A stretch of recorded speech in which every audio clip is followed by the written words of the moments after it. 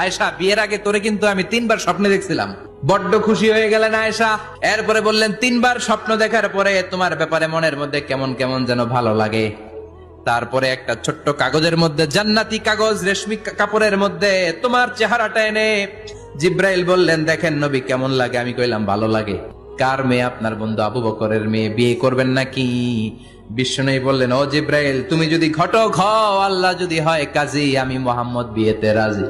বিয়ে হয়ে গেল, কিন্তু ঘরে দামি ফার্নিচার নাই, টাকা পয়সাও তেমন নাই, কিন্তু আছে খালি সুখ। এত ভালোবাসতেন মা আয়েশাকে। মা আয়েশা গ্লাসের যেই জায়গা দিয়ে পানি খেতেন, বিশ্বনবী ওই জায়গায় মুখ লাগিয়ে পানি খেত। মা আয়েশা গোশতকে হাড্ডি ফেলে দিলে বিশ্বনবী ওই হাড্ডিটা নিয়ে চষতে শুরু করে দিত।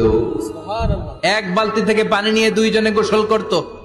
আবার বিশ্বনবীর সাথে সাথে মাঝে মাঝে বায়না ধরতো, মাঝে মাঝে রাগও করতো। বিশ্বনবী বলেন, আয়েশা, কখন তুমি রাগ করো, কখন তুমি আমারে ভালোবাসো আমি বুঝি। মা আয়েশা বললেন, কেমনে বুঝেন?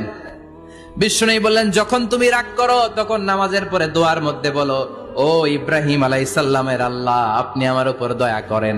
তার মানে তুমি রাগ করে আছো, আমার নাম নাও নাই। আর যখন আমার উপর খুশি থাকো, নামাজের পরে দোয়াতে বলো, মুহাম্মদ সাল্লাল্লাহু আলাইহি ওয়াসাল্লামের আল্লাহ, আপনি আমাদের উপর রহমত করেন।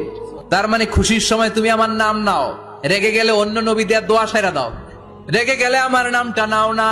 মা আয়েশা বলে, নবী গো, আমি তো শুধু নামটাই মুখ দিয়ে নেই না, কিন্তু কলিজা থেকে তো আপনারে বাদ দিতে পারি না।